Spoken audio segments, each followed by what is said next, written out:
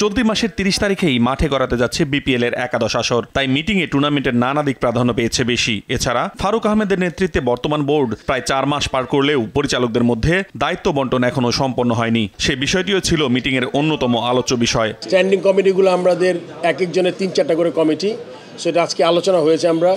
আমরা একটা তৈরি করেছি, বাট এটা যদি আরও কোনো ফিডব্যাক দিতে হয়, সো তারা আমার ওই কমিটি নিয়ে আরও ফিডব্যাক এই সপ্তাহের মধ্যে চেষ্টা করবে দিয়ে দেওয়ার জন্য।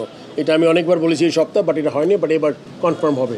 অপরদিকে আসন্ন চ্যাম্পিয়ন্স ট্রফিতে সাকিব তামিম খেলবে কিনা সাংবাদিকদের এমন প্রশ্নের জবাবে বিসিবি প্রধান ছিলেন কৌশলী। আমি তো একটা কথা বলে দিলাম যে যদি কোনো প্লেয়ার রিটায়ার না করে থাকে, he is definitely available for selection. আসলে এই ব্যাপারটা আমাদের, আপনি জানেন যে সাকিবের ইস্যুটা it's a totally different issue. এটাতে আসলে নতুন করে কিছু না। আপনি জানেন লাস্ট যেই ওয়েস্ট ইন্ডিজে খেলেছি আমরা, ও যে মেন্টাল স্টেটই ছিল না, খেলার মতো যেতে পারে নাই। এখন সাকিব আসলে এখন বলবে যে কি বিপিএল খেলবে, ওর অবস্থাটা আসলে আমার থেকে কিছু বলতে পারবো না, আমার কাছে কোনো আপডেট নাই সাকিবের ব্যাপারে। তামিমেরটা আসলে আপনার চিফ সিলেক্টর যেই কথা বলেছেন, এখনও কোনো পলিসি নাই। যদি কোনো প্লেয়ার রিটায়ার না করে থাকে আর যদি সিলেক্টররা মনে করে তাকে টিমে দরকার, তখন ওই সিলেকশন কমিটি আসলে প্লেয়ারের সাথে পার্টিকুলার প্লেয়ারের সাথে আলাপ করা দরকার।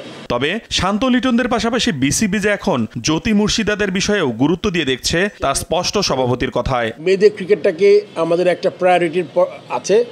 এটাতে আমাদের যত জিনিসগুলো করা যায়, ফ্যাসিলিটি থেকে শুরু করে মানে স্যালারি ইনক্রিজ, এগুলো সবই আমরা আজকে আলোচনা করেছি। হয়তো বা নতুন বছরে আরও কিছু স্যালারি ইনক্রিজ হবে।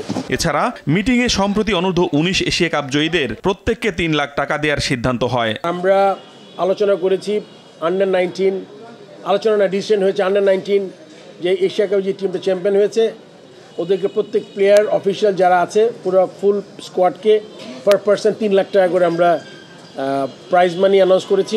আতিকুল ইসলাম শাকিল, RTV, ঢাকা।